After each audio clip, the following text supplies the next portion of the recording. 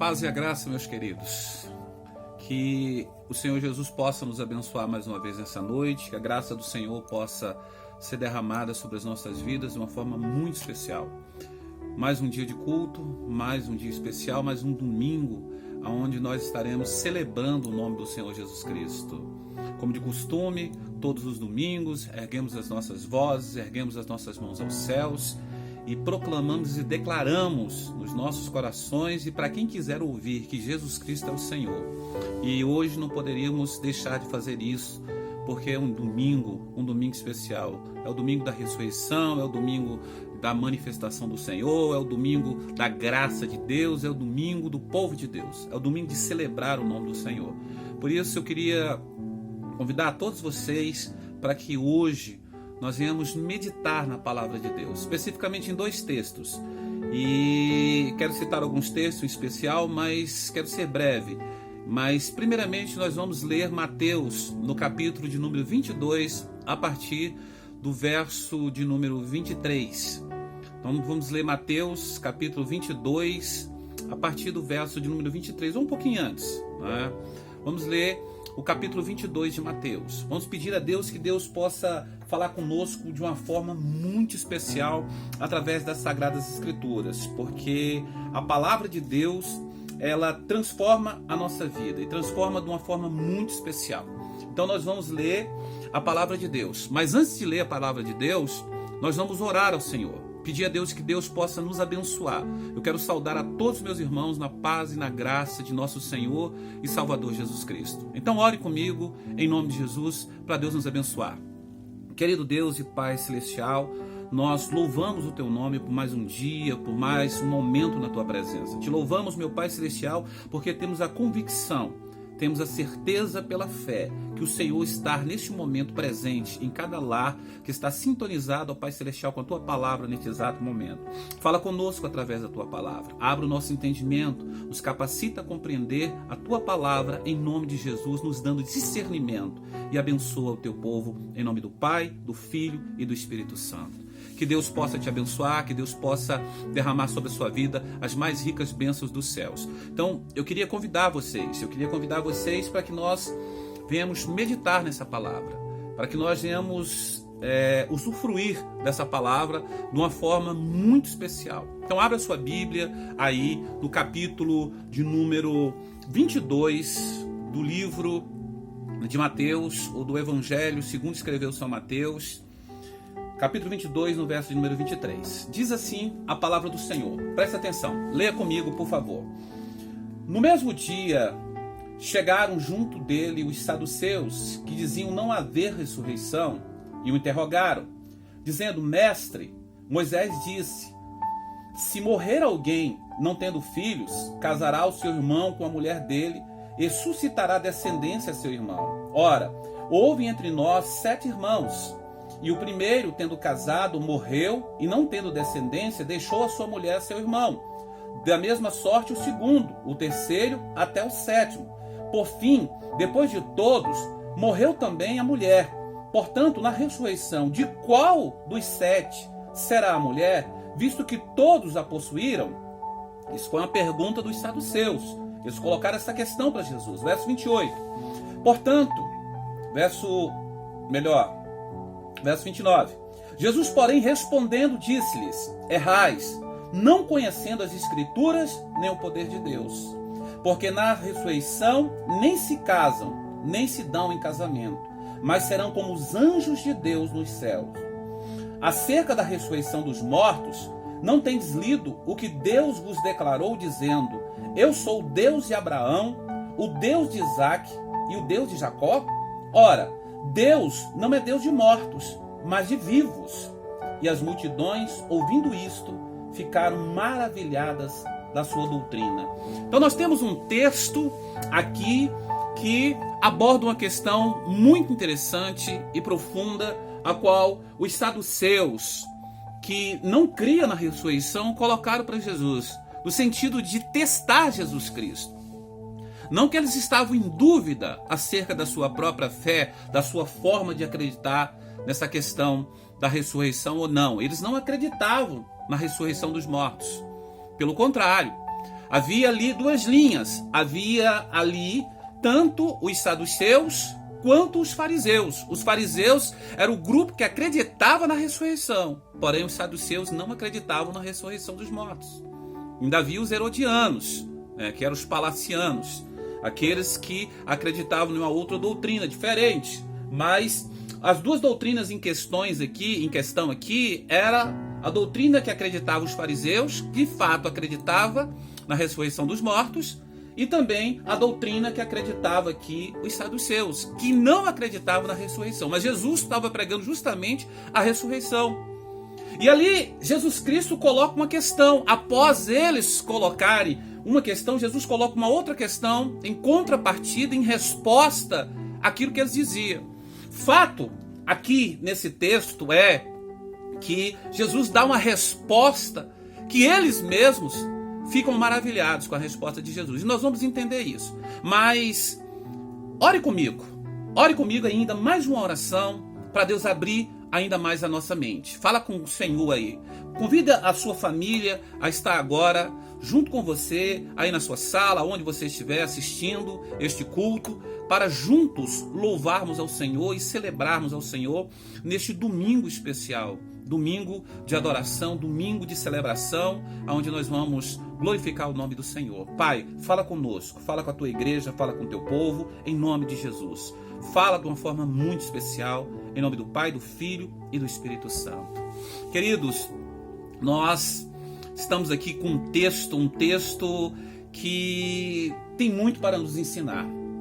Os saduceus que não acreditavam vendo Jesus Cristo ali, conforme o texto de Mateus que nós lemos aqui, que não acreditavam na ressurreição dos mortos, chegaram junto a Jesus e colocaram uma questão, interrogando a Jesus Cristo, falando acerca, conforme dizia na lei, conforme dizia no costume deles, que uma pessoa, um irmão, se casava, um da família se casava e tinha uma mulher, e se aquele irmão tivesse casado e não deixou filhos, quando aquele irmão, aquela pessoa da família morresse, o irmão dele assumiria, alguém da família assumiria então o lugar dele como marido para deixar ali descendência.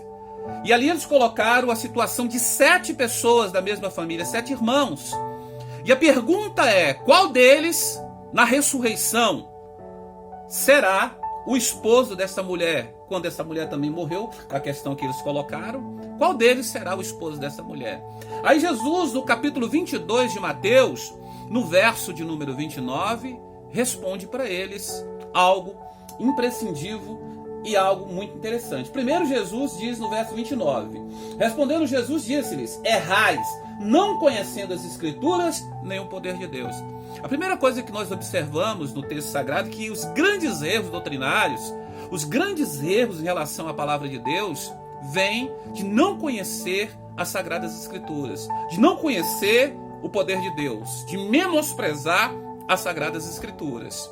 Quando nós vemos aqui a resposta de Jesus Cristo, presta bem atenção, o verso seguinte, o verso número 30 diz assim, porque na ressurreição nem se casam, nem se dão casamento. Primeiro Jesus tirou de questão, Jesus disse, olha, na ressurreição nem se casam, nem se dão em casamento. Então, de quem vai ser a esposa, quem será o marido dela, esqueçam isso, porque serão como os anjos dos céus, ou seja, eles não se casam, não se dão casamento, então lá não haverá esse tipo de, não haverá sexo, não haverá nada disso na situação de um possuir o outro. A nossa alegria será diferente, será a própria alegria do próprio Deus que vai nos alegrar, né? O verso número 31 é bem interessante porque Jesus entra profundamente naquilo que eles indagavam nos seus corações, porque na realidade eles queriam uma resposta ou interrogar Jesus para que Jesus caísse em contradição em relação à ressurreição dos mortos, porque Jesus pregava isso e eles não acreditavam nisso de forma nenhuma, e eles queriam de alguma forma pegar Jesus numa contradição, e eles não acreditavam, os saduceus, diferente dos fariseus. Os fariseus acreditavam tanto no Pentateuco, que começa de Gênesis, vai até Deuteronômio, que são os 5 primeiros livros da Bíblia, quanto nos profetas. Porém, os saduceus, eles acreditavam exclusivamente, somente no Pentateuco. Então, o Pentateuco ali era onde eles acreditavam. Então Jesus parte desse princípio.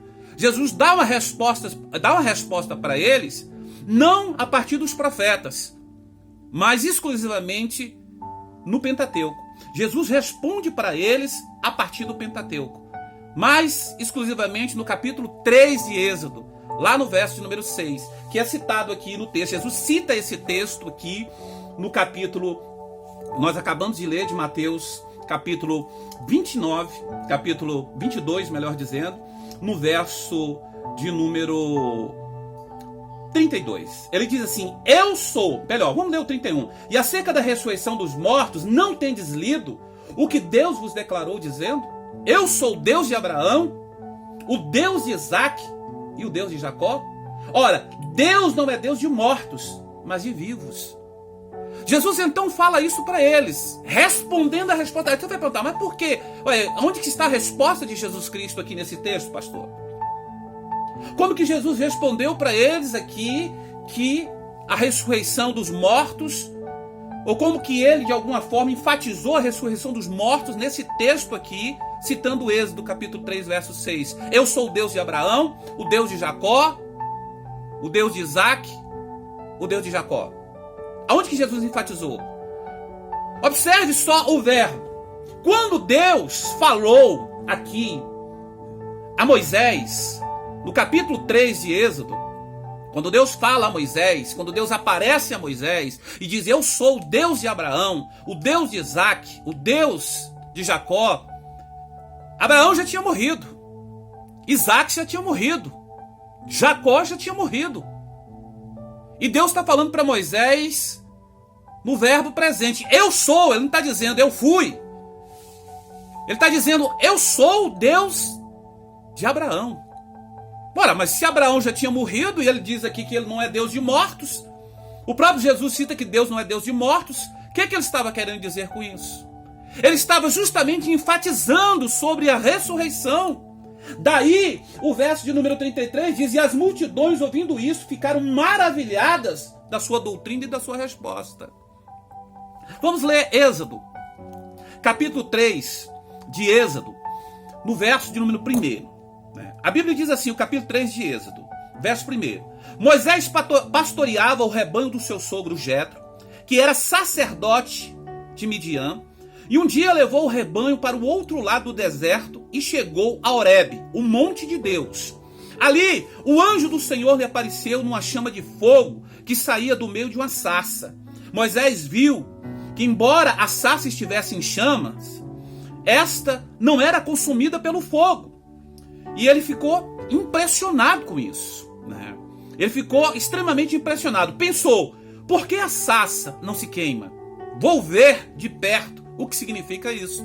Se virou para ver o que significava aquilo. Verso 4. O Senhor viu que ele se aproximara para observar, e então do meio da sarça Deus o chamou: Moisés, Moisés. E ele respondeu: eis-me aqui, Senhor.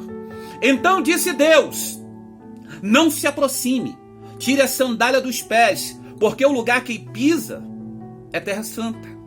E o verso 6 diz assim: disse Deus ainda: eu sou o Deus de seu pai, o Deus de Abraão, o Deus de Isaque, o Deus de Jacó. Então Moisés cobriu o rosto, pois teve medo de olhar para Deus. Então essa resposta aqui de Deus para Moisés, ou melhor, para os saduceus, simplesmente que eles queriam testar Jesus Cristo e pegar Jesus em contradição, calou a boca deles, respondeu a questão, porque Jesus não pegou um texto dos profetas, Jesus pegou um texto justamente da onde eles acreditavam, do Pentateuco, que era exclusivamente até onde eles acreditavam. Jesus não citou diretamente para os fariseus, Jesus poderia ter citado muitos textos dos profetas, Jeremias, Ezequiel, Jesus podia ter citado Isaías, Jesus podia ter citado muitos outros profetas maiores, profetas menores, mas Jesus citou exclusivamente o texto de Êxodo, do Pentateuco, para responder exclusivamente, diretamente à indagação de quem? Dos saduceus. Porque eles que indagavam e colocavam a questão diante de Jesus para testar e confrontar Jesus, e pegar Jesus em contradição. E Jesus diz para eles: errais, não conhecendo as Escrituras e nem o poder de Deus. E Jesus então cita esse texto. Mas esse texto também aqui, essa passagem de Moisés, ela é bem profunda e ela é bem interessante porque a vida de Moisés, ela se divide em 3 períodos. A vida de Moisés, ela se divide em 3 períodos de 40 anos. Os primeiros 40 anos na vida de Moisés, ele estava onde? No Egito, sendo que príncipe no Egito. Ele ali, estando no Egito, ele era príncipe do Egito. Esses foram os primeiros 40 anos de Moisés, na corte do Egito, na corte de Faraó, sendo príncipe. Depois, quando ele matou ali aquele egípcio, 40 anos ele fugiu e ele foi para onde? Ele ficou lá no deserto, ou seja, ele ficou lá em Midian, ele ficou lá pastoreando. O segundo período de 40 anos, ele ficou pastoreando em Midian, sendo que um pastor de ovelhas, cuidando das ovelhas do seu sogro, Jetro. Esse foi o segundo período de 40 anos. E o último período de 40 anos da vida de Moisés foi quando ele conduziu o povo. Então são 3 períodos de 40 anos. Mas é bem interessante, porque quando você analisa as escrituras sagradas, Moisés, na realidade, ele nasceu para libertar o povo, para essa missão. Ele nasceu para salvar o povo de Deus, para ser o condutor da salvação, conforme ordenança de Deus. Ele nasceu para esse dia, para esse momento, para esse tempo. Mas já havia passado 80 anos e Moisés estava em Midian. Fazendo o quê? Cuidando das ovelhas do seu sogro. Cuidando das ovelhas do seu sogro. Então, 80 anos tinha se passado. Moisés nasce para ser o libertador do seu povo. Aquele que iria conduzir o povo até a terra prometida. Mas note que até os 80 anos, Moisés não tinha recebido nenhum aviso de que ele seria este homem, de que ele teria esta missão. 80 anos tinha se passado na vida dele e ele não tinha tido um único aviso da parte de Deus ou da parte de quem quer que seja que ele seria esse libertador. Salvo quando ele nasceu e Deus prometeu à sua mãe algo especial à sua mãe, que ele era diferenciado, que aquele menino era abençoado. Mas na vida dele ele não recebeu nenhuma informação. 80 anos havia se passado. E Moisés não tinha recebido nenhuma única advertência acerca da sua missão. O texto aqui sagrado é muito interessante porque nos traz algumas conclusões interessantes. Porque às vezes Deus pode demorar muito para dizer aos seus servos para que obra ele nos chamou, para que momento da história ele nos chamou. Para Moisés demorou 80 anos para Deus falar com ele. 80 anos se passaram até Deus então falar com Moisés. E veja que Deus se dirige a Moisés, mas que é preciso também Moisés se dirigir até Deus. Era preciso que Moisés se dirigisse até Deus. Veja no verso de número, olha só, o verso de número 3 do capítulo 3 de Êxodo, que nós acabamos de ler, diz assim: quando Moisés ele observou a sarça ardente, ele disse, pensou consigo, né? Por que essa sarça não se queima? Vou ver o que é isso, o que isso significa de perto. Ou seja, ele observou que aquela era uma visão, que aquilo era algo que não era deste mundo. Era algo que vinha do alto, da parte de Deus. E ele ficou maravilhado com aquilo. Deus lhe chamou a atenção e ele respondeu aquele chamado de Deus. E de que forma que ele respondeu ao chamado de Deus? Largando tudo que ele tinha naquele momento. Ele era o quê? O pastor das ovelhas do seu sogro. Ele largou as ovelhas lá de lado, ele deixou elas lá e disse, vou me aproximar para ver o que significa essa visão. Por que essa sarça não se queima? Ele deixou o seu trabalho de lado. Ele se virou para falar com Deus. Ele se aproximou de Deus. Ele fala aqui como um inquisitivo e é ousada a sua investigação. Ele diz, eu vou investigar o que significa isso. O que quer que fosse Ele saberia, se possível, o significado daquilo. Ele saberia qual seria o significado daquilo. Note que as coisas reveladas nos pertencem e devemos diligentemente investigá-las. Moisés foi diligentemente investigar. Deus chamou a atenção dele através de uma sarça ardente. E ele não se omitiu, pelo contrário. Ele atendeu ao chamado de Deus. Deus lhe chamou a atenção e ele não fugiu de Deus. Ele simplesmente atendeu ao chamado de Deus. Note que se ele tivesse negligenciado esse chamado como um ignus fatuus, que no latim quer dizer um meteoro enganador, um fogo tolo, algo passageiro, algo que muitas vezes fala assim, não, é coisa da minha cabeça, não, isso não é nada, a gente deixa passar de lado. Não, Moisés simplesmente foi lá como um inquisidor e quis saber o que era aquilo, o que significava aquilo. Ele investigou aquela situação para observar de fato o que era aquilo, quem é que estava querendo mostrar algo para ele, o que Deus queria revelar para ele àquela altura da vida, 80 anos, e Deus queria falar com ele, algo que não vale, não vale a pena, às vezes a gente deixa de lado, mas ali Moisés observa que tinha algo de especial, havia algo ali que era especial, que não era deste mundo, era um chamado especial da parte de Deus. E então Moisés ali entende que ele precisa atender ao chamado de Deus. E ele larga tudo, simplesmente larga tudo, para atender o chamado de Deus. E quantas pessoas têm sido chamadas por Deus? Quantas pessoas têm sido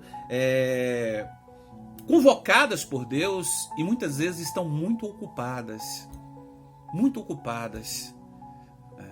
É como a parábola lá da festa, né, das bodas, que o Senhor prepara tudo e manda chamar os convidados e cada um coloca uma desculpa, dizendo, não, eu tenho um casamento para ir, meu filho se casou, acabei de comprar uma fazenda, comprei o gado agora, preciso lá observar, e cada um deu uma desculpa que não tinha como atender ao chamado. Moisés foi diferente, ele atendeu o chamado de Deus. Ele se virou para investigar o que era aquilo, atenciosamente. Né? Ele se aproximou de Deus e foi investigar aquilo.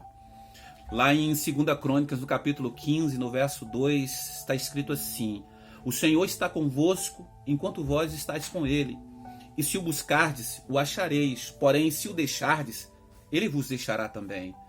Note que que Deus se aproxima de você, mas você também tem que se aproximar de Deus. Deus chamou a atenção de Moisés, mas para que Moisés tivesse uma comunhão com Deus, era necessário que Moisés se aproximasse de Deus. E foi exatamente o que ele fez, ele se aproximou de Deus. Deus chamou a atenção dele e ele se aproximou de Deus naquele momento. Então, refere-se bem ao texto aqui, o texto sagrado que diz justamente isto. O texto sagrado que diz que se nós nos aproximarmos dele, ele se aproxima da gente. Mas se nós deixarmos ao Senhor, ele vai também nos deixar. Então nós temos que parar e refletir sobre isso. Aproxime-se de Deus e ele vai se aproximar de você.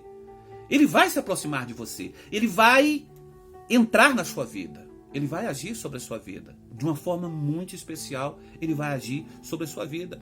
Quando Deus aparece a Moisés, é muito interessante que Deus encontra Moisés ocupado, empregado. Deus encontra Moisés fazendo algo, ele não está ocioso, ele não está largado sem fazer nada. Como diz o texto de Amós, como um vagabundo errante, vagando por aí. Não, ele está trabalhando, ele está com a missão. A missão dele era cuidar das ovelhas do seu sogro, era pastorear essas ovelhas. Então, quando Deus o chama, ele está ali no sentido da palavra, literal da palavra, ocupado. E ele estava com a sua ocupação, e o que Deus, o que Deus faz? Deus chama a sua atenção. Mas observe onde Moisés se encontrava. Próximo ao monte de Deus, Horebe, o monte de Deus. Moisés não estava distante de Deus. Moisés não estava distante da presença de Deus. Ele só não sabia qual era a missão dele. Ele achava que a missão dele era simplesmente viver nesse mundo, ser feliz, se contentar com a vida que ele estava levando agora.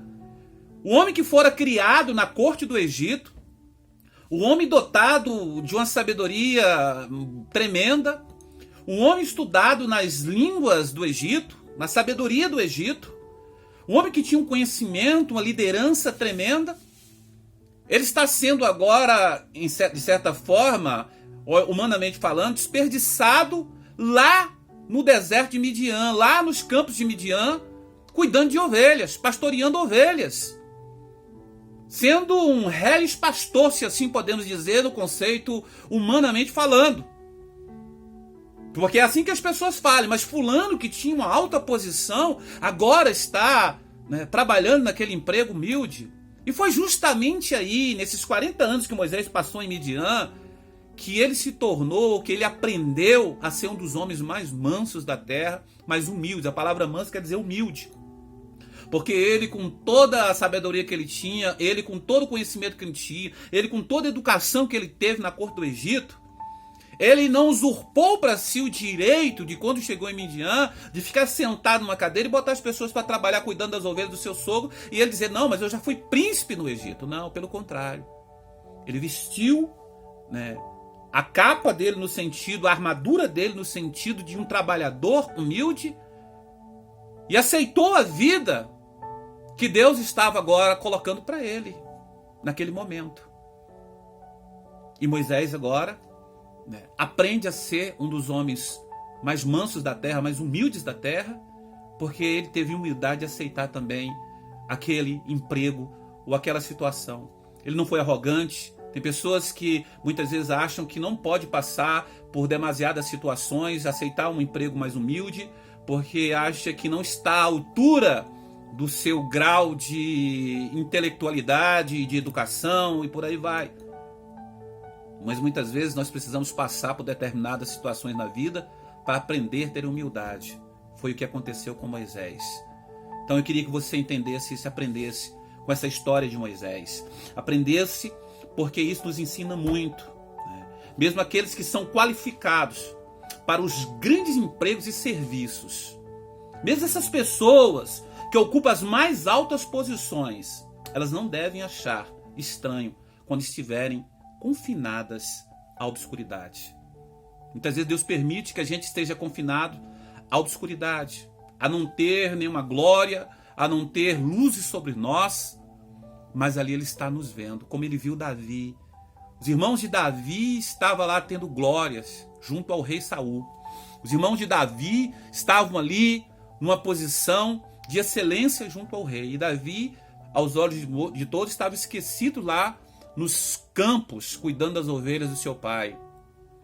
Mas Deus estava de olho nele, assim como Deus estava de olho em Moisés. E quando Deus chamou Davi, Davi também não se omitiu. Quando Deus chamou Moisés, Moisés não se omitiu.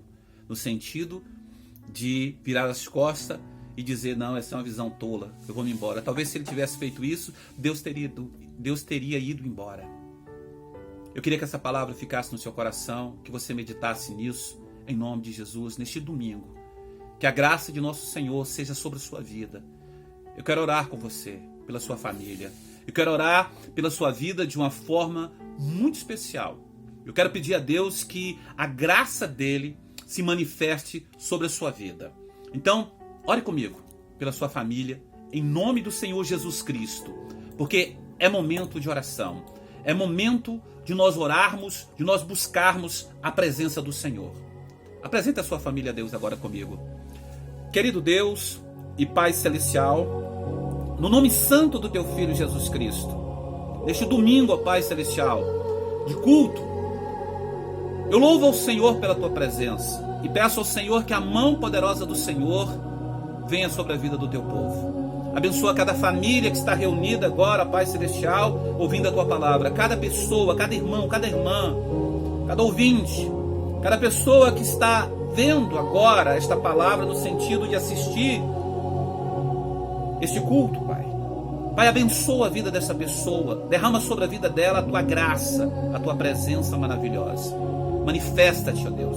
de uma forma surpreendente na vida dessa pessoa. Pai, eu oro e te peço que tenhamos uma semana em suma abençoada, uma semana onde a graça do Senhor se manifesta nas nossas vidas de uma forma extraordinária. Derrama sobre as nossas vidas o teu poder, manifesta sobre as nossas vidas as tuas misericórdias, perdoa os nossos pecados, nossos erros e as nossas falhas, purifica-nos de toda iniquidade, nos protege, nos guarda e nos livra de todos os males, em nome do Senhor Jesus Cristo. Que o amor de Deus Pai, que a graça de Cristo Filho, que as doces manifestações do Espírito Santo de Deus se repouse sobre o povo mais feliz da face da terra. Que Deus te abençoe. Que o Senhor Jesus derrame sobre a sua vida as mais ricas bênçãos, em nome de Jesus Cristo. Eu quero que você louve ao Senhor nesse dia tão especial. Eu quero que você adore ao Senhor de uma forma muito especial. Vamos terminar cantando agora, todos juntos, em nome de Jesus. Adore ao Senhor de todo o teu coração. Adore ao Senhor. Vamos encerrar louvando ao Senhor nessa noite. Esse culto abençoado. Gostaria de falar mais a vocês, muito mais. Mas, para que o vídeo não fique longo, vamos aproveitar esses momentos. Glória e aleluia. Cante. Aleluia, aleluia, aleluia,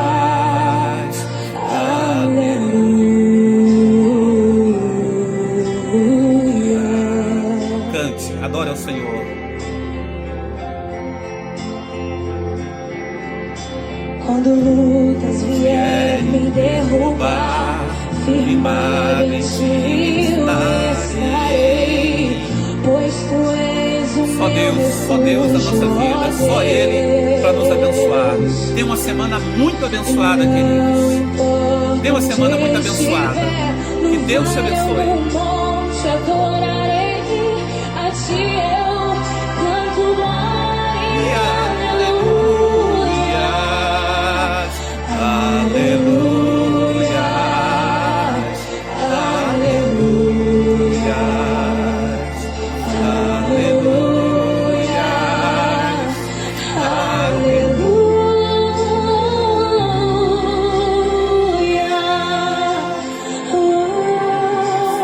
Que Deus te abençoe, em nome de Jesus Cristo Nazareno.